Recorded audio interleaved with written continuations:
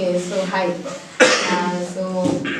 Currently I'm working in Thermovision Scientific, and I have a research experience from Indian Institute of Science, and also I have research experience from Goettingen, Germany, and Utrecht, Netherlands, and I work on piezoelectric nanomaterials, and I'm interested to help people more to understand what actually research is and motivate them. And yeah, that's all for now. Okay. Hi, this is Tathagata. I did my master's in math in India. Then I did my PhD in mathematics from University of Goettingen. And after that, I'm doing my postdoc now at the Indian Statistical Institute. So I have been pretty much in and around my subject, education and research, without much of industry exposure as we were talking about. And yeah, so let's start our conversation on education in India. Yeah, so I would like to know from you that you have done your PhD from Goettingen, as I see from your CV, and currently you are doing postdoc in India. So how do you describe your transition from a foreign system to Indian academic system? So firstly, the thing is like the approach to education. Can you speak a bit louder? Because it's easier to hear. In, like, for example, the country that I have been to, Germany, in my opinion, it has been very different from what I have been seeing or going through or have seen in India. So the first thing is, for example, the thing we all have a lot of social bondage kind of thing attributed to this education system. Like, we are going for education as if we are there to pursue or achieve something. But in the foreign university that I have been to, there the perspective for education has been very different, what I've seen from the students and the research scholars there. There they pursue it for the fun of it, because they want to know about it. There is no one to question them that why didn't you do this course badly in your examination at the end of the day. So they are there to enjoy the whole experience of education that they are getting. That is the first, so the students there also is very differently prepared than what the students here in India are prepared for. Here we always have, first of all, we have to acknowledge that there is a lot of difference that brings this into picture. For example, the competition that is there in India, like 10,000, like lakhs of people going for one job, that's very different there. Like, there is the ratio of people competing for one position or something is very different. The quality is more important than the quantity there. So that is of course there. So people don't go there to get a master's degree, or of course it helps them on the way, but there are many options open to them. So they enjoy it that way. I mean, whatever they are wanting to gain, they pursue that. So that's why the education system in India that has come into being has been starting from the lecturers and the students, the cycle that goes on, has been always been, you are given some topic, the lecturer focuses on the topic because that topic is probably important for some questions in the exams, in the final paper. The student sits in the class, they are there. I am not very sure how much attention they pay in the class, because the majority that I see or have seen from my friends and all, they are after the notes or after some solutions of some problems done by someone else to get hold of that and finally get out of that and give it in the exam, and they're done with it. But there in Germany, for example, like starting from the lecturer itself, they have a very different way. Like, for example, I will give you an example of one particular subject that I had the opportunity to take in Germany. It was algebraic topology. It was taken by Professor Thomas Schick, who is a very well-known algebraic topologist. That is not the main point. Of course, his teachings were at a different level than what I've ever seen anywhere in India.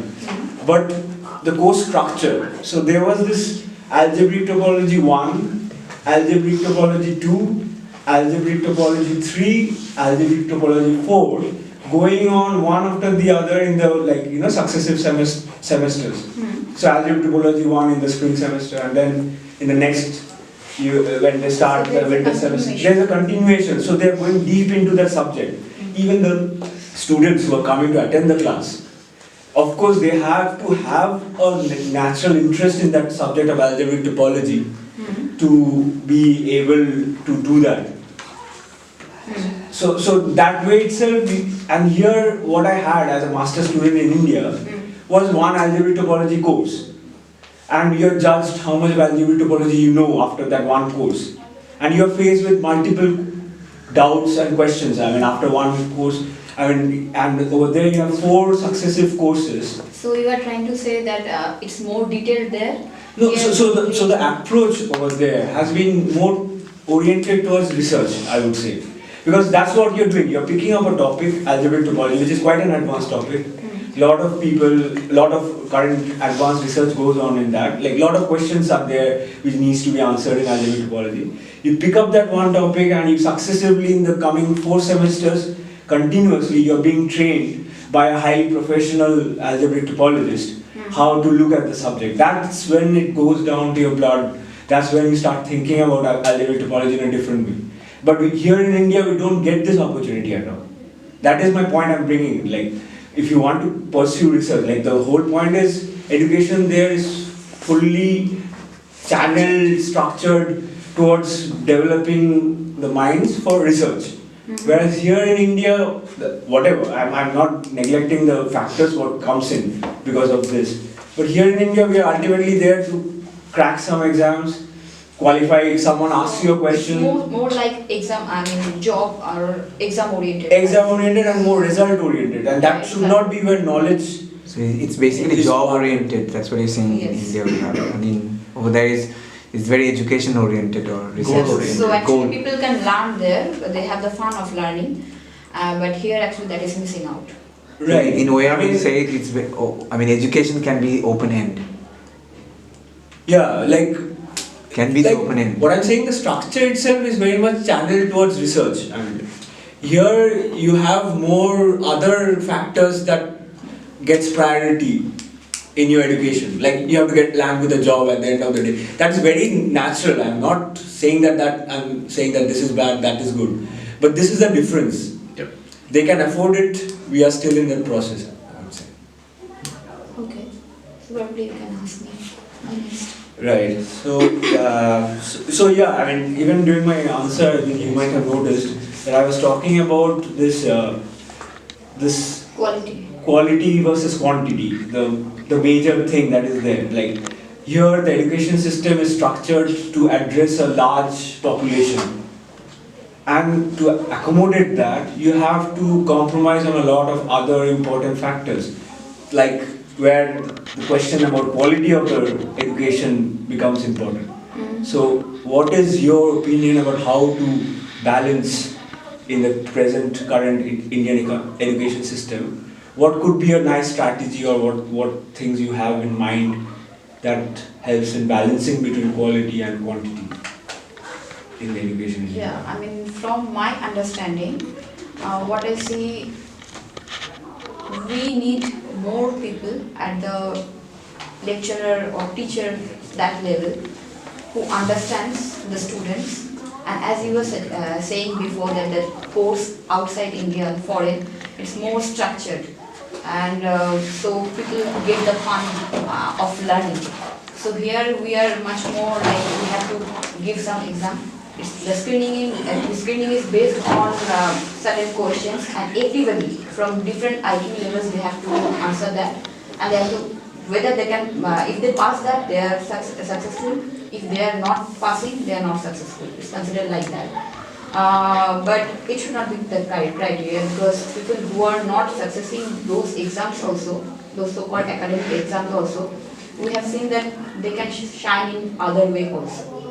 And so through where what we try to do, we have different mentors, and each of our mentors have 2 to 4 what we call creative thinkers, the students, and we allow them, the students, to compose their own problem, and with the expertise from the mentors with their respective expertise, what they try to reformulate the problem, and both the mentor and the student work together, and they try to understand whatever the question posed by the student, how much, they try to give a research kind of mentality, or they try to give a research feeling to the students, so the students can be more curious, and they are not like just a job oriented or exam oriented training in them. So after, suppose if they are finishing their studies also, they have the curiosity built up in them, and they can shine in anything. It's not that they have to go to a particular field. If they have the curiosity already in them, they can do anything. So through where we are trying to develop that,